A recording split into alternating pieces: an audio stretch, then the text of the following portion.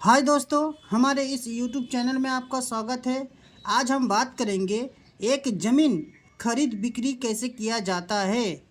सबसे पहले विक्रेता और क्रेता दोनों के बीच एग्रीमेंट होता है। ठीक है, एग्रीमेंट का मतलब होता है समझौता। इस समझौता के मुताबिक होता क्या है कि ज़मीन जो बिक्री हो रहा है किस प्लॉट में है और उसी प्लॉट में कौन सा हिस्सा, प्लॉट का कौन सा हिस्सा बिक्री हो रहा है, इसके लिए समझौता होता है। ठीक है, कितना ज़मीन बिक्री हो रहा है, कितना ज़मीन खरीद रहा है, ये सारे के सारे एग्रीमेंट में लिखा होता है। कितने दाम में बिक्री हो रहा है। और एक चीज़ बयाना बयाना देना होता है इस दिन को। ठीक है, मान लो 1 लाख का ज़मीन है। ठीक है, 1 लाख का ज़मीन है तो इसी 1 लाख के हिसाब से कम 10% बयाना देना होता है। ठीक है, यानी कि बॉयने देना होता है।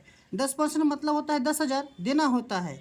और इसी एग्रीमेंट के दिन रजिस्ट्री का डेट भी फिक्स होता है कि रजिस्ट्री होना है तो कब होना है।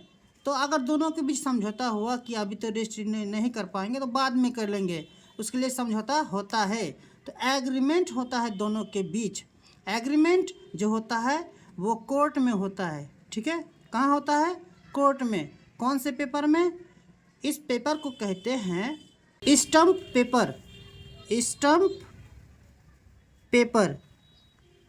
स्टंप पेपर में ये लिखा जोखा का काम एग्रीमेंट में होता है। इसके बाद आता है दूसरा नंबर प्रोसेस, मैप ट्रेसिंग। इस मैप ट्रेसिंग में होता क्या है, सबसे पहले आमीन को बुलाया जाता है और भूमि का मापी किया जाता है, यानी कि ज़मीन का मापी किया जाता है कि ज़मीन सही है या गलत है। ठीक है, उसके बाद भूमि बिक्री का नक्शा बनता है, यानी कि मैप ट्रेस होता है। मैप एक नक्शा बनता है। इस मैप के दौरान इसमें होता क्या है, प्लॉट्स नंबर होते हैं, कितना सेल एरिया, कितना ज़मीन बिक्री हो रहा है उसका नक्शा बनता है। ठीक है, वो जो ज़मीन है किस मौजा में है वो लिखा हुआ रहता है। चौहद्दी लिखा हुआ रहता है कि ज़मीन के चारों ओर कौन है। थाना नंबर लिखा होता है, जमाबंदी नंबर लिखा होता है, दाग नंबर लिखा होता है। और इसी मैप ट्रेसिंग पेपर पर, ठीक है, आमीन का सिग्नेचर रहता है और स्टंप और क्रेता, खरीदने वाला, विक्रेता, बेचने वाला, दोनों का सिग्नेचर होता है। ठीक है, ये जो आप देख रहे हैं ये क्या है, एक मैप ट्रेसिंग है। तीसरा नंबर जो है वो है रजिस्ट्री।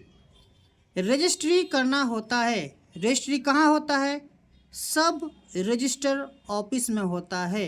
ठीक है, और रजिस्ट्री में होता क्या है, क्रेता और विक्रेता दोनों को वहाँ जाना होता है और 2 गवाही लेकर जाना होता है। क्या लेकर जाना होता है? 2 गवाही। ठीक है, और इसी दिन को टोटल पैसा लगता है। टोटल जितना भी पैसा मतलब ज़मीन का है टोटल लग जाता है। ठीक है, इसके बाद क्या होता है, रजिस्ट्री के दिन जो ज़मीन होता है वो ऑनर का ट्रांसफ़र होता है, यानी कि पहले पहले जिसका था बाद में खरीदने वाले का नाम में चढ़ जाता है। इसके बाद इसी रजिस्ट्री के दिन स्टैंप ड्यूटी लगता है। स्टैंप ड्यूटी मतलब सरकार को टैक्स लगता है और रजिस्ट्रेशन फीस भी लगता है। ठीक है, और ये जो स्टैंप ड्यूटी है कम से कम आपको 4 से लेके 7% के बीच पैसा लगता है सरकार को। ठीक है, इसको कहते हैं स्टैंप ड्यूटी। इसी दिन सेल डीड बनता है जिसको हम लोग दलील कहते हैं।